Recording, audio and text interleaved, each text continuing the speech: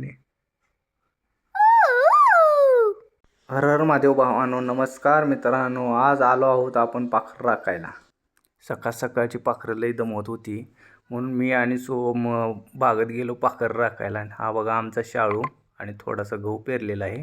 यावर्षी कसं बागाला थोडा माल कमी असल्यामुळे थोडीच माल लागलेला आहे, त्यामुळे पाखरं आहे तेवढा पण माल टोचा मारून खराब करत आहेत. पावसाच्या अनियमितपणामुळे आणि वातावरणामुळे यावर्षी बागेला फळ आलेलं नाही.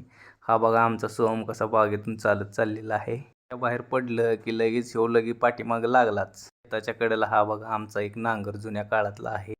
जुन्या वेळी आमच्याकडे बैल असायची. आजच्या युगात आता ही बैल वगैरे कोणी पाळत नाहीत, त्यामुळे हा नांगर आमचा असाच पडलेला आहे. इकडे बघा थोडीशी मेथी लावलेली आहे घरगुती घरापुरती खाण्यासाठी, आणि इकडं लसूण वगैरे लावलेलं आहे.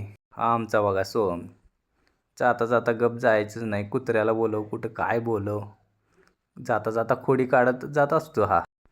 असंच पुढे जात जाता हे आमची गजरी आहे आणि हा आमचा सोहम.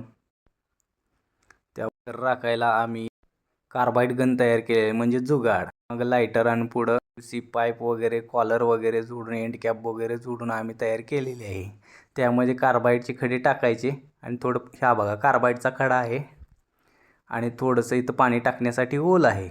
वरतून घ्यायचा कार्बाईडचा खडा आणि वरून द्यायचा सोडून आणि पाणी घ्यायचं आणि त्यात थोडं टाकायचं, म्हणजे त्याच्यावर पाणी कार्बाईडच्या खड्यावर पाणी पडलं की त्यांचं रिॲक्शन होऊन गॅस तयार होतो. गॅस तयार झाला की म्हणजे थोडं हलवलं की जादा गॅस होतो. लायटर मारला की आग लागून तो मोठा स्फोट होतो आणि मोठा आवाज होतो. आणि हा ते शेतात 2 काळे द्राक्षाची झाड आहेत. मला सापडत नाहीत पण या बारक्याला बरोबर सापडतात. बघा कसा मला घेऊन जात आहे.